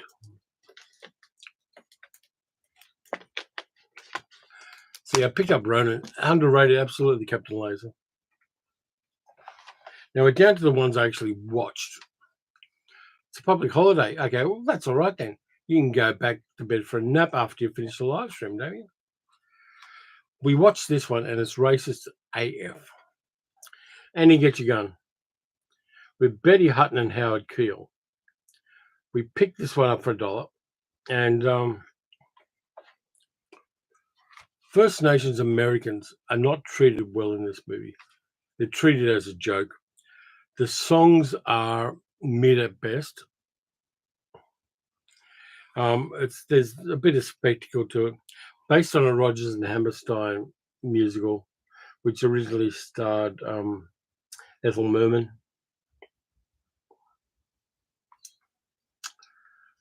Didn't enjoy it. Richard said, yeah, keeping the Bond theme, there are 3 Bond villains in Ronin. Absolutely. There's Sean Bean. Who else is there? Give us the other 2, Richard. My brain's gone fried. The second movie that we watched while we were out in Lawn in the evenings, Strangers on a Train. We watched this, and here's the weird thing. Like Annie Get Your Gun, for some reason the TV wouldn't change aspect ratio, and I tried to adjust it to change it to the aspect ratio for these films, and it wouldn't do it. So I had to watch these 2 films squashed. Strangers on a Train is great, Hitchcock. I love it. The gay subtext of the 2 lead characters is really interesting. Really enjoyed that rewatch. It works well. And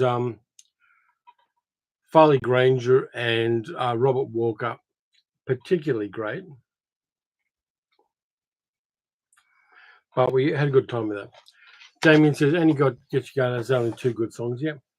South Pacific was a much better Rodgers and Hammerstein one. And Calamity Jane was a much better movie. And also had Howard Keel in it and Doris Day. Calamity Jane is the most lesbian musical Hollywood did in the 1950s.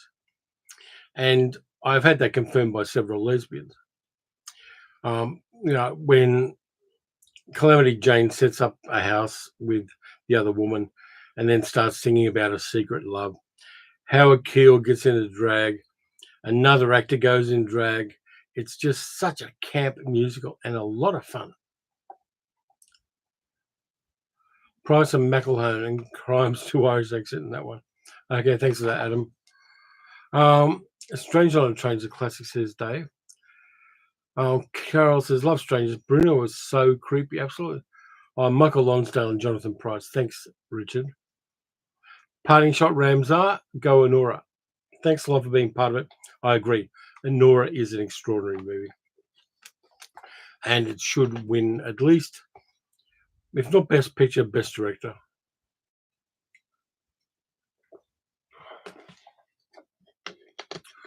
Yeah, Brenner's mother was kind of interesting. But yeah, Strangers on a Train I love.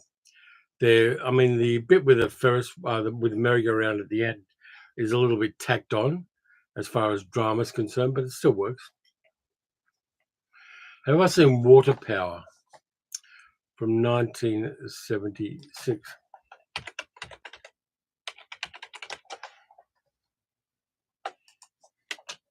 Let's have a look at it.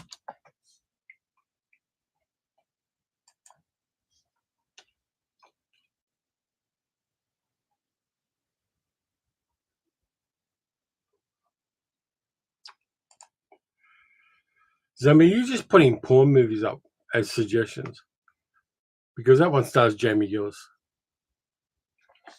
Bruce says, Terry, thank you for getting me to dinner. Everyone have a great day. You too, Bruce. Enjoy your dinner. Bon appetit. Yeah, so, and the last thing was a box set of 3 movies I got for $3. And I only watched the first one. The Doctor's Collection #2 on DVD. This is an old Magna Pacific one, so it is in the wrong aspect ratio, 4:3. But the one we watched was Doctor in the House with Dirk Bogarde, Kenneth More, Donald Sinden, James Robertson Justice. It was really interesting and fun. And about a group of young doctors going through doctor school, doctor's college, and learning their trade. Had a couple of touching moments in it, and the ensemble works really well. A little bit of fun, that one, and we had a good night. That was probably the best thing, apart from Strangers on a Train, that we watched. Have I seen All the Marbles with Peter Falk and Burt Young?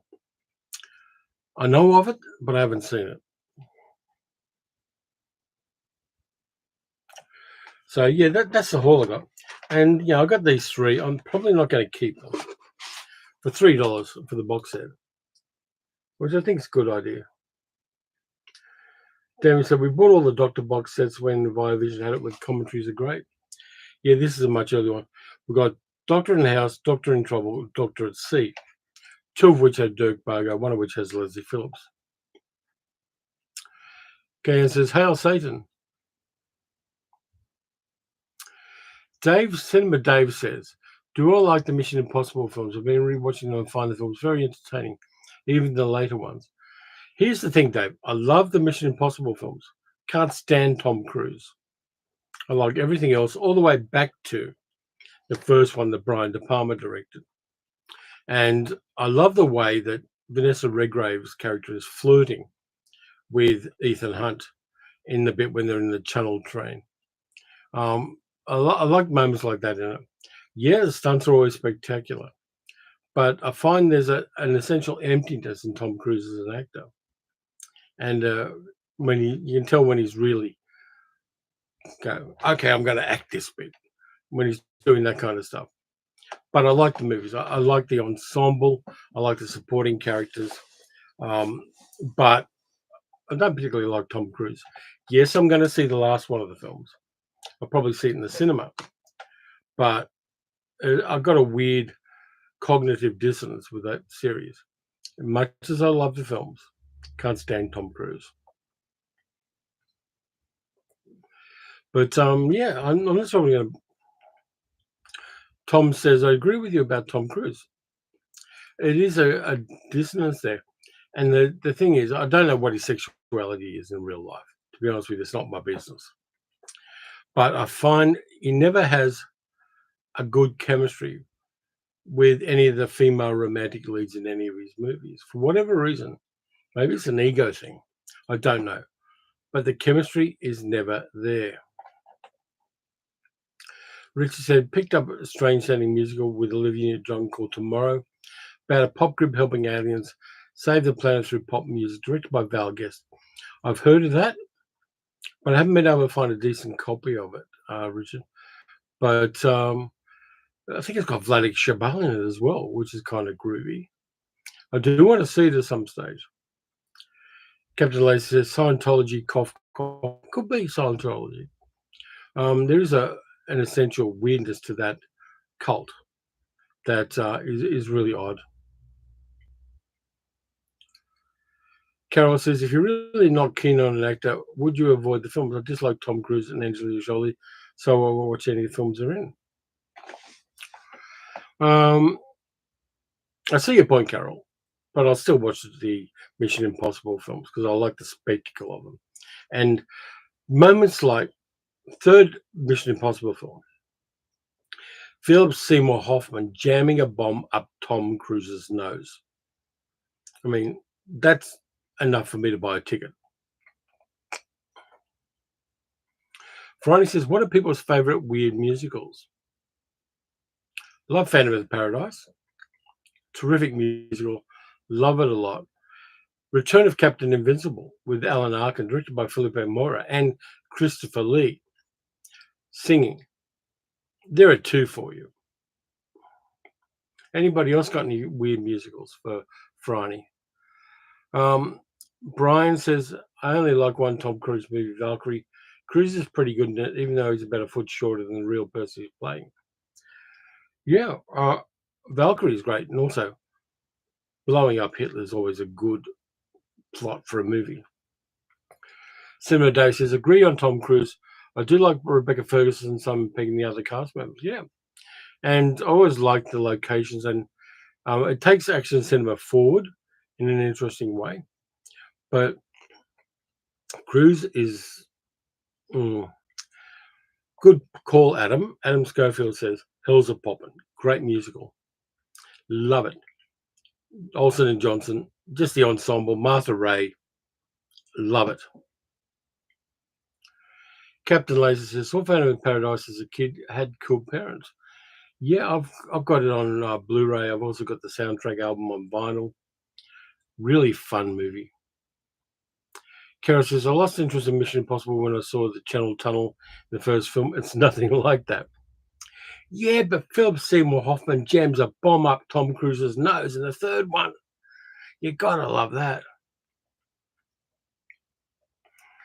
D. Lee says, Paint Your Wagon's pretty weird, given that it has Lee Marvin and Clint Eastwood singing.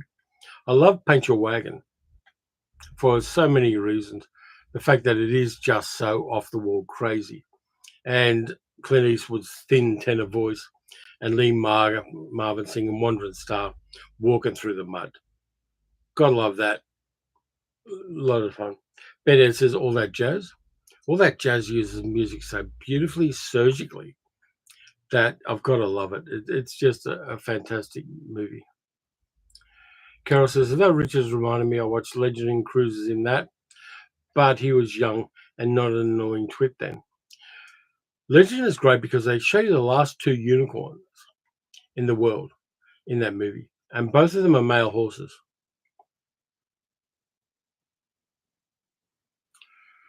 Franny says, Phantom of Paradise is a great movie. Paint Your Wagon, we love it. All that jazz is a top musical, absolutely. The Return of Captain Invincible, I think, is underrated. It was made on a fairly small budget here in Australia, but it is just such fun. And yeah, I just love it. I know some people who worked on it as well in the special effects things, doing physical props and things like that for the movie. Richard says the bomber should have been up Cruise's ass. Would have been a different kind of movie. But yeah, Philip Seymour Hoffman was a great villain in that. He was kind of in your face but unknowable as well, and I enjoyed that. What's Your Poison is a great song, yeah, from Return of Captain Invincible, Damien, with Christopher Lee singing it while in bondage gear. Chef's kiss there. A lot of fun. Ralph says, Clint's character in Paint Your Wagon doesn't have a real name. My headcanon is as part of the No Name films. Yeah, the part where he becomes part of a throuple. Um, yeah, I think of the three, between Lee Marvin, Gene Seberg, and Clint Eastwood, he's the weak link in the triad. Two musicals with Peter O'Toole, Man of the Manager and The Ruling Class, both fantastic. D. Lee, Return of Captain Invincible, did the makers of Hancock see it? Yeah, but they didn't learn the lesson. Friday says, and fans of Head, The Apple with Josh Ackland as God, and The Wiz.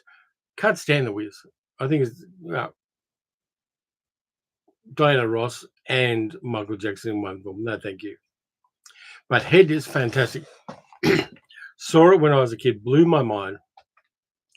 Written by Bob Rafelson and Jack Nicholson. Monkeys were never better. Head is just wonderful. KN says, I'm going to watch Hitchcock's Frenzy later. Got it on DVD for £2 or €2. Sorry, great. Frenzy is an interesting film. I don't think it's Hitchcock's best, but it's an interesting film. Goodbye, Mr. Chips was a musical with O'Toole, says Damien.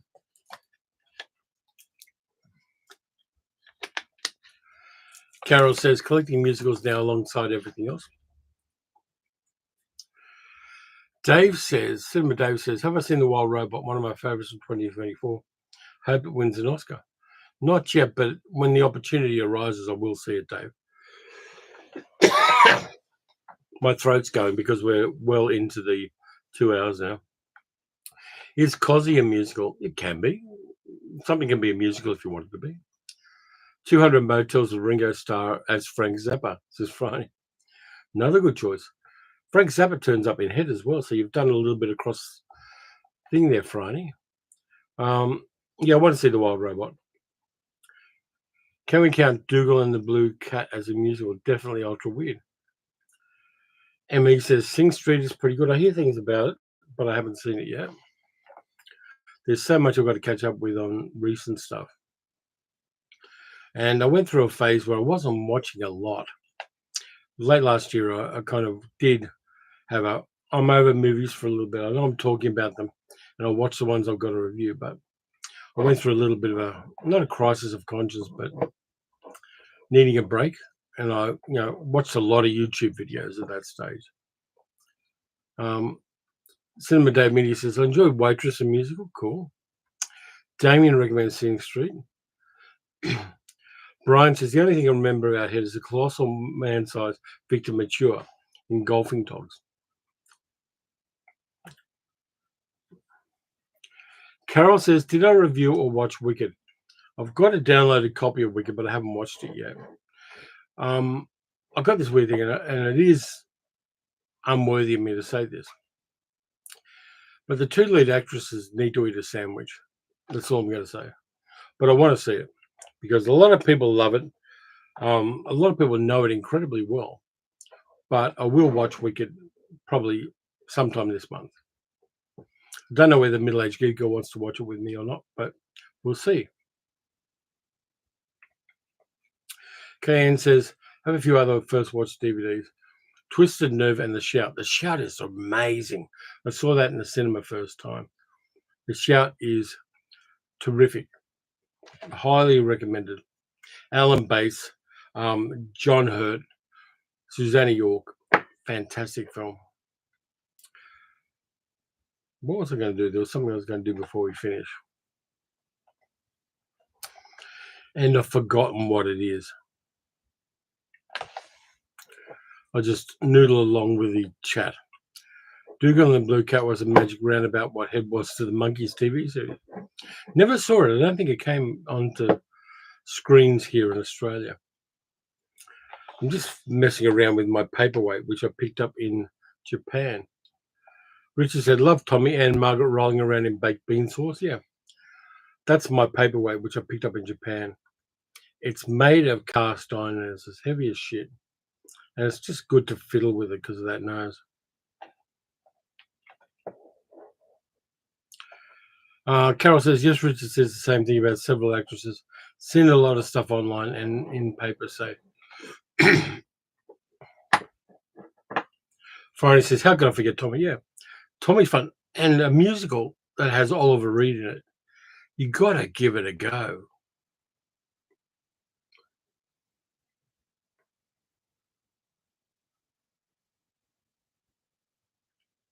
Carol says, people are worried about how thin the main actresses are looking from Wicked. Yeah, I hope they will. I mean, they both seem to be really good actresses. They seem to have a very good relationship with one another. They seem to be good people in general. So I hope health-wise they're doing okay. I don't want to criticize them apart from that, but I hope their health is good.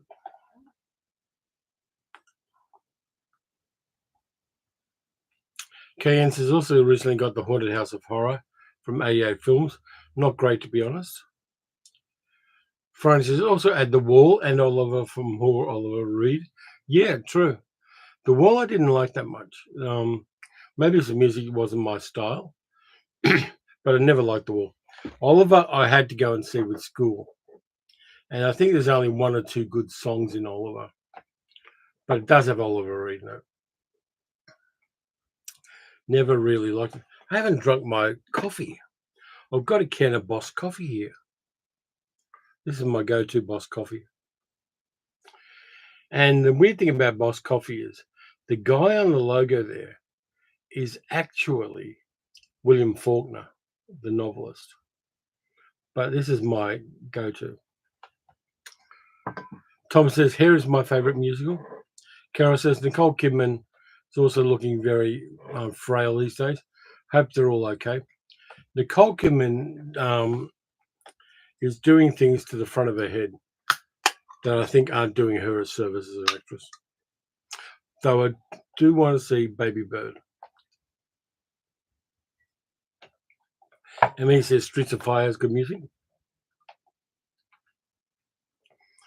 Damien gives a thumbs up to Boss Coffee. Franny says the translator for the Magic Roundabout was Emma Thompson's dad. He decided to just make up new stories. Yeah, why not? Who would know in those days? Nobody's going to go and Google check it in the 1960s. Magic Roundabout didn't really hit here in Australia. I think it was on TV a little bit, but we were watching things like the Samurai Japanese TV series and all of the anime of the 60s, like Prince Planet and Amazing 3 and Marine Boy and Speed Racer. That's the gem we had here. Cinema Dave says, I love the Gold Diggers musicals. Yeah, they're great. And they're also social commentary, Dave, which makes them even more pointed and I think, may have helped very much with the longevity, particularly Gold Diggers in 1933. And he said, we had Ultraman here. Friday says, then they got in trouble with the French because the French is, it's hard to tell the difference between Dougal and de Gaulle. I can understand why. De Gaulle was on the nose. Middle-aged geek says, I'm very pleased to say I've listed about 12 items during this live stream, as you all behaved, and moderating was easy. Post a link to some of your merch, Middle-aged geek, before we finish the live stream, please, so that people can check it out. By the way, super chats are still available. D. says there was Billy the Kid and the Green Bay's Vampire, a musical about snooker starring Phil Daniels and Alan Armstrong. That was pretty out of the ordinary. Janet says, how about the original Willy Wonka? Yeah, great. I actually like Wonka as well, the movie with Chalamet. I think that's a lot of fun as well. Made by the same guy who made the Paddington movies. But yeah, the original one, terrific. Anthony Newley, Leslie Bricusse do the music. Terrific. Though, why were all those old people sitting in the bed for years? Carol says, I do enjoy the Disney films that are mostly musicals too. I mean, my go-to musicals for Disney are Three Caballeros, Saludos Amigos. Beyond that, not that keen. There's the link for Middle-Aged Geek Girl stuff. She's doing some really interesting merch at the moment.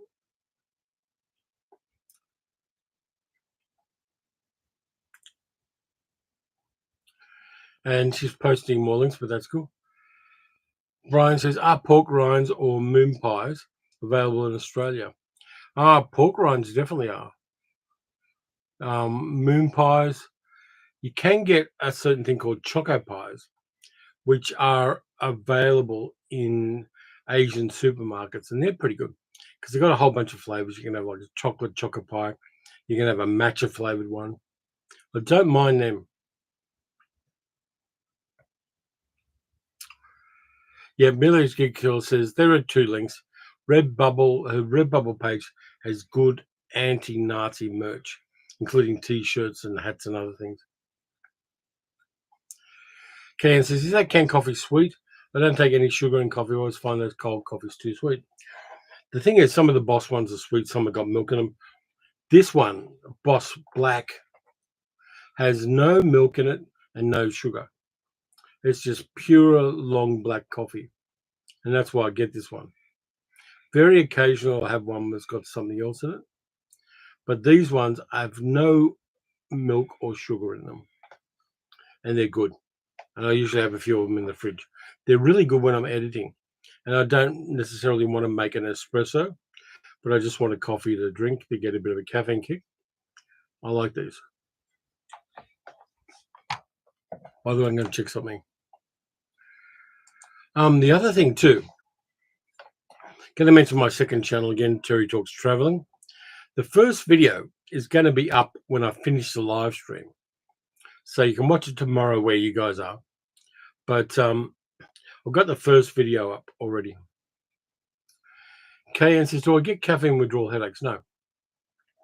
Reason is, I talked it over with my GP, and he says I can have 3 coffees a day and to try to stack them in the early part of the day. So what I normally do is do 3 espresso shots or maybe 2 on one of these. And it doesn't affect my health at all. Doesn't affect my sleep. And if I don't have coffee for a day or so, it's below that threshold where I get a headache. I've had coffee withdrawal headaches in the past when I was drinking 4 or 5 or 6 a day. But 3 seems to be the safe zone for me. And I can still enjoy that espresso in the morning or go to a cafe in mid-morning and savor one. But I don't get them. And he says matcha is good too. And matcha goes so well in so many different things. I really like matcha and matcha coffees. And the other thing I like is matcha mochi. You can get the little mochi balls, the pounded rice balls with matcha in them. They're terrific too. Tom says, I love your travel videos. Looking forward to more of them. So am I. They are fun to make. And it's fun. I mean, it's good experiencing things and doing my drives and experiencing the drive.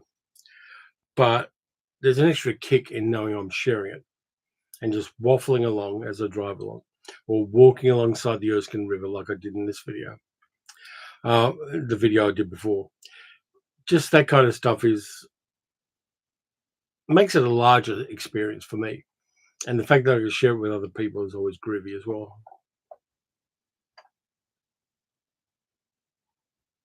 D. says, I'm down on caffeine for blood pressure reasons. Starting the day with 1 and a decaf half. Do what you need to do. I mean, mine's okay with the level I've got, but whatever works for you. And the decafs are starting to get better as well. My coffee provider, Mahalia, does a decent decaf as well because I've been really careful about the way they've decaffeinated the beans and the way they roast them as well.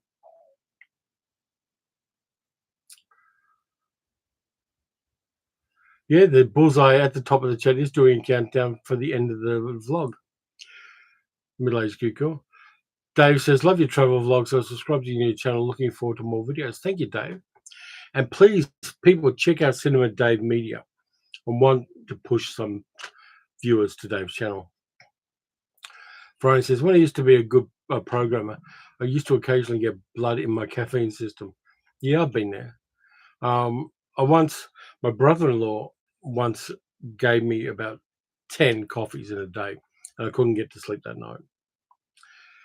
Damien says, both Heather and I enjoyed those videos. Great seeing Victoria again.